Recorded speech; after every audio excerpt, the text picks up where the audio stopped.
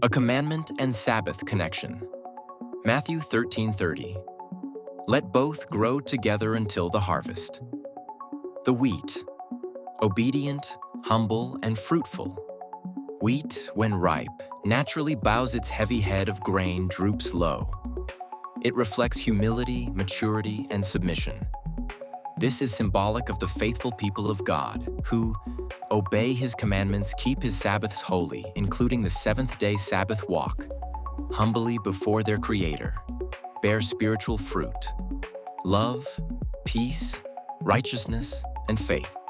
Psalm 119:172. For all thy commandments are righteousness. Exodus 28. Remember the Sabbath day to keep it holy. The true Sabbath. The seventh day is a sign between God and His people. Ezekiel 20:12. Moreover, also I gave them my Sabbaths, to be a sign between me and them, that they might know that I am the Lord that sanctify them. Keeping God's Sabbath, along with the rest of His law, is one of the ways His people are marked as His wheat set apart, faithful, and prepared for the harvest. The tares. Proud, disobedient, and deceptive.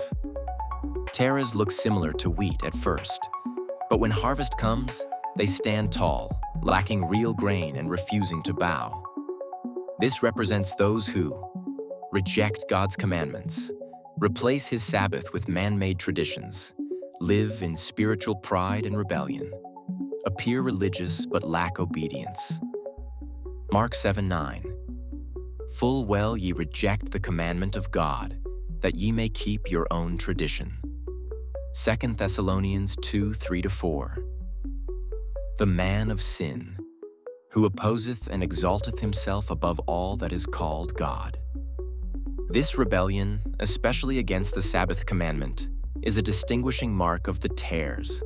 They are not submitted to the lordship of the Creator. The Sabbath as a test between wheat and tares. The Sabbath is more than a day. It's a test of loyalty. Exodus 31:13. Verily my Sabbaths ye shall keep, for it is a sign between me and you throughout your generations. Those who keep the true Sabbath bow to God's timing and authority. Those who reject it stand in defiance, keeping alternate days or none at all, often unaware they're honoring traditions rooted in man-made religion. Wheat bows in worship, tares stand in rebellion. Imagine a harvest field. The wheat bows under the weight of its fruit obedience to God's law, keeping the Sabbath and humility before Him. The tares stand upright, proud, fruitless, outwardly similar, but inwardly rebellious. Proverbs 3:34. Surely He scorneth the scorners, but He giveth grace unto the lowly. At the end-time harvest, the angels will separate these two. Revelation 14:12. Here is the patience of the saints. Here are they that keep the commandments of God and the faith of Jesus. The wheat bears the mark of God. The mark of the wheat is not outward appearance, but obedience. They keep the 10 Commandments, including the true Sabbath. They have the faith of Yeshua. They live by the Word, not traditions. Deuteronomy 6:8. And thou shalt bind them for a sign upon thine hand, and they shall be as frontlets between thine eyes. This speaks of God's commandments on the hand and forehead, the true mark of His people. Judgment is coming. The harvest will reveal. All Matthew 13:41-43. The Son of Man shall send forth His angels. They shall gather out all things that offend, and them which do iniquity. The tares lawless ones will be gathered and burned. The wheat, those who obey and worship in truth, will shine in the kingdom. Revelation 22:14.